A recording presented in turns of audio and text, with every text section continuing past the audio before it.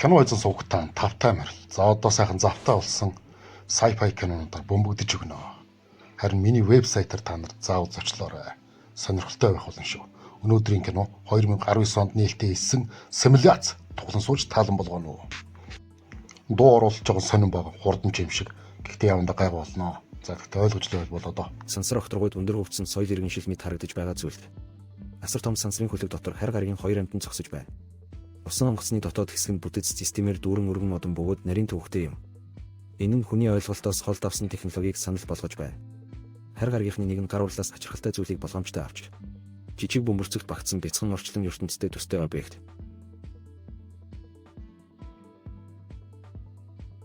Харь гаригийнхан үүнийг маш наривчлалтайгаар барьж нууцлаг зүйлийг гаргаж өгдөг. Түүний толгойноос бяцхан орчлон руу дохио. Эрчим хүч нь түүнээс гадагш хөдөлж орон зайд хөдөлдөг. Хөлөг онгоцноос авсан жижиг сансрын биет рүү шууд чиглэж байна.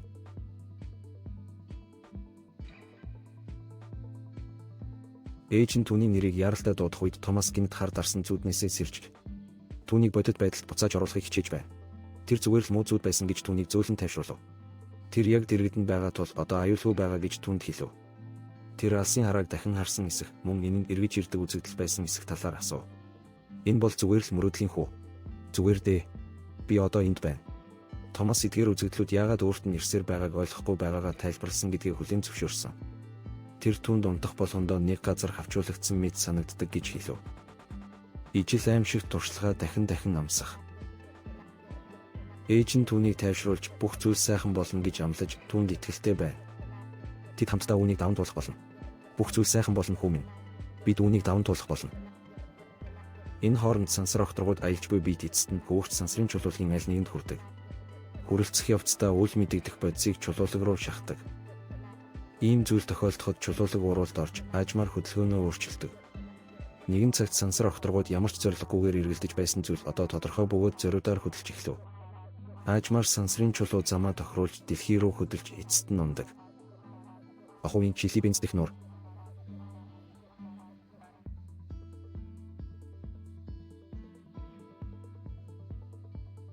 Германы Берлин хотын өөр нэгэн газар Томас мэдээ сонсож эргцүүлэн сууж байхдаа чимээгүйхэн сууж байна. Өөрийнхөө амьдралд сэтгцийн эмч нар хизээж түүнд ямар нэгэн буруу зүйл олж чадаагүй гэж тэр тайлбарлав. Тэд түүнийг 6 сар эмчилсэн боловч мөнгөнд дуусмагц эмчилгээ дуусч тэр зүгээр л болсон. Гэртээ явуулсан. Бүх зүйлийг үл харгалзан мөрөөдөл хизээж зогссонгүй. Томас ямар нэг зүйл буруу байгаа гэдэгт итгэлтэй байна. Тэр юу ч байсан түнд аль хэдийн хүрсэн гэсэн төгшөөртэй мэдрэмжтэй байдаг. Тэд намайг 6 сар байлгасны дараа бид мөнгөгүй болсон. Мэдээллийн тайланд Оросын Евро улсын шилээ альбом бүсийн оршин суугчдын талаар ярилцав. Нуурын эрэг дагуу саяхан 6 солиор олдсон. Оросын шинжлэх ухааны академийн мэдээснээр солиор 10 тонн орчим жинтэй бөгөөд дэлхийн бөмбөрцөгт унсан байна. Агаар мандалд хагарахаасаа өмнө хамгийн багадаа 54 тэг км цаг хурдтай хэд авианы хурдтай. Газраас 50 км-ийн өндөрт орших эсгүүд. Оросын нэг улс төрч энэ үйл явдлыг хүртэл мэдэгджээ. Энэ бол солирын бороо биш харин Анугийн явуулсан нууц зэвсгийн туршилт байсан юм.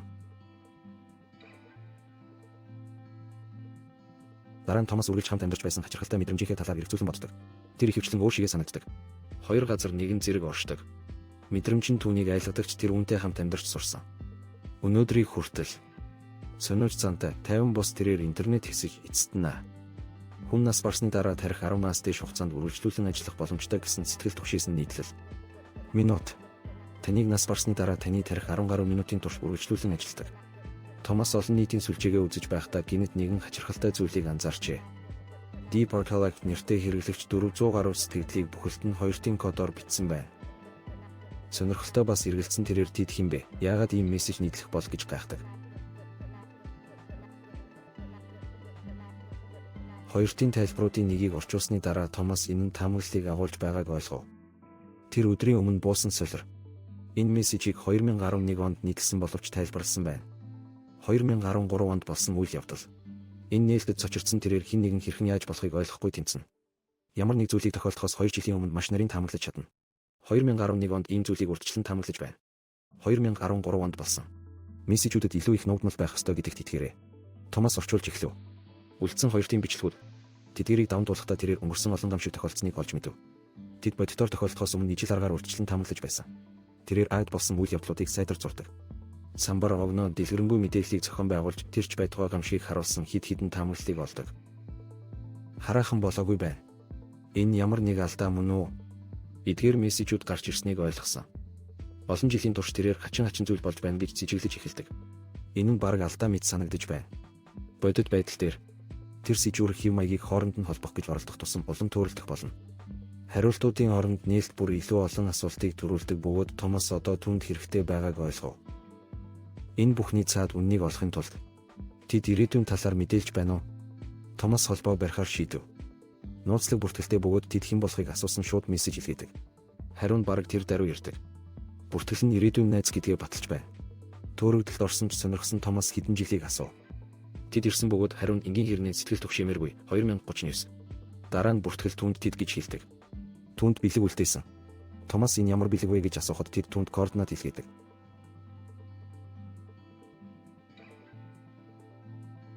Сониуч зан ямар нэгэн чухал зүйл нэгдэж байна гэсэн хүсн нэмэгдэж буй мэдрэмжинд хөтлөгдөн.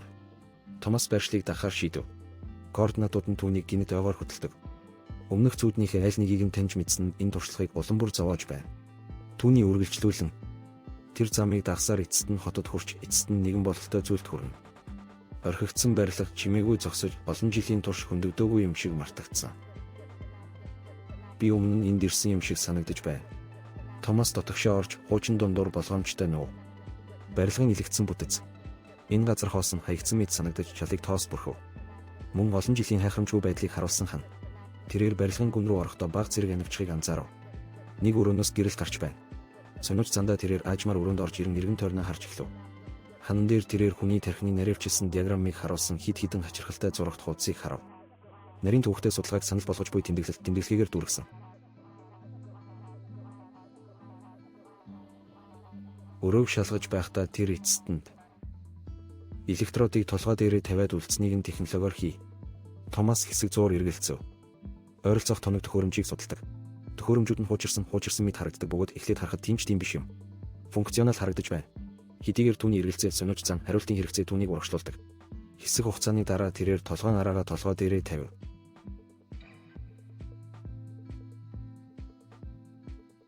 Томас толгойн араагаа толгой дээрээ тавмагц тоног төхөөрөмж гинэт идэвхжиж эхэлдэг. Функц. Машин ирч хүчтэйгээр нэмэгдэхэд түүний бие хүчтэй чичирч эхэлдэг. Мэдрэмж нь хит их мэдрэгддэг. Тэр болон хормын дотор түүний хүрээлэн буй орчин алга болж эхэлдэг.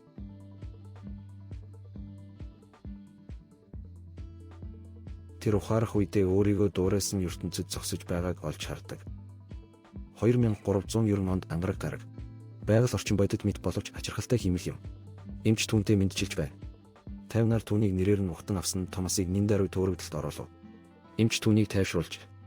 Томас одоо хүртэл 10 минутын өмнө байсан байрандаа байгаа боловч түүнийх гэж тайлбарлав. Ухамсарыг түр шилжүүлсэн. Дараа нь тэр илүү сэтгэл түгшээсэн зүйлийг илчлэв. 5 цагийн дараа Томас шинэ биед үрд шилжих болно.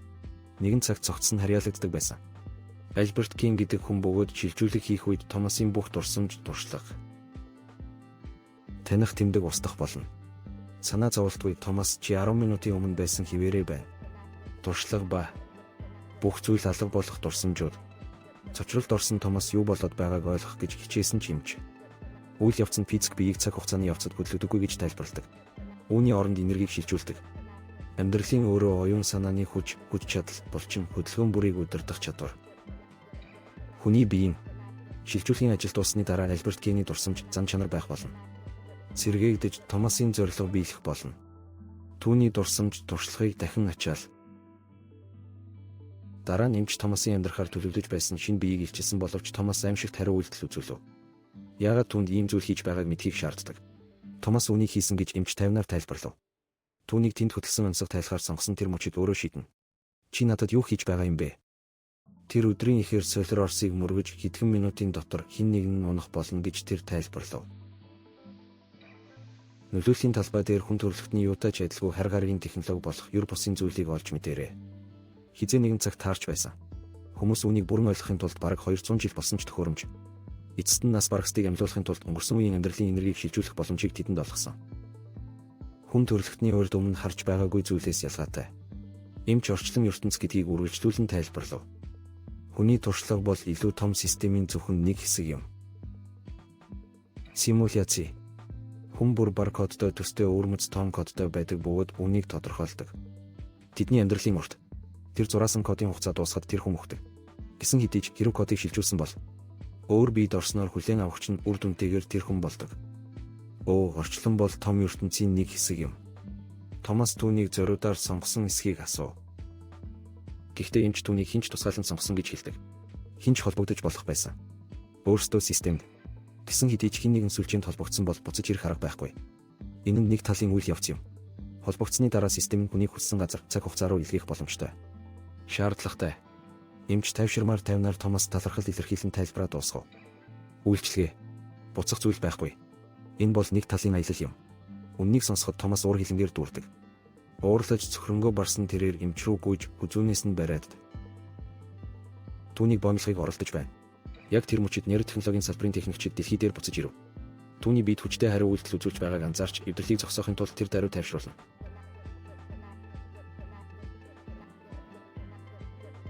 Түүнийг бие барьсны дараа ухамсар шилжүүлэх үйл явц тасалталгүйгээр үргэлжилнэ. Уг процедур нь Томасын ухамсарыг Альбертийн биед шилжүүлэх ажлыг амжилттай дуусгасан. Каин анхны дүр төрх нь түүний төлөвлөгөөг устгасан. Ухамсарын шилжүүлэхийг хүлээн авлаа. Бодлогын жигшмээр үнэн илчлэв. Ангараг гараг дээрх дуураймал орчинд Томастай ярилцсан эмч хизээж жинхэнэ хүн байгаагүй. Эмчийн дүрд хувирсан дүр нь үнэндээ ихэнх үед харагдаж байсан дэлхийн бусад хүмүүсийн нэг байв. Орчлон ертөнцийг ажиглаж сансар окторгууд нууцлаг объектыг илгээсэн ижил биет. Бүх зүйл хөдөлгөөнд байна. Германы Берлин дэх 3-2-6 хэмжээсийн өөр газар Томасын өөр хувилбар. Ухамсарын шилжилтийн хачирхалтай үзэгдлийн талаар үргэлжлүүлэн судалж байна. Тэр технологиг судалж байхдаа болон үүний цаана байгаа хэв маяг тэр юу болсон талаар илүү их ойлгож эхэлдэг. Хачирхалтай зүйлийг эргцүүлэн бодох нь.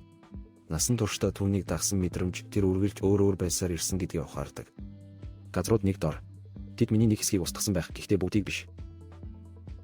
Шилжүүлэхийн явцад түүний нэг хэсгийг нь авч устгасан ч бүгдийг нь устгаагүй. Түүний ухамсарын үлдсэн хэсэг нь харь гаригийн систем, тэдгээрийн технологи. Мөн үүнийг хяндаг дүрм журам. Тэд түүний нэг хэсгийг авсан байж магадгүй гэж чимээгүйхэн шийдэмгий байдлаар мэдэгдэв. Гэхдээ тэд бүгдийг устгаагүй. Одоо тэр тэдний хэрхэн ажилтгийг ойлгосон бөгөөд тэр явах гэж байна. Тэдний дараа. Одоо би тэдний төлөө ирж байна. Таалагдсан бол лайк болон subscribe дараарай.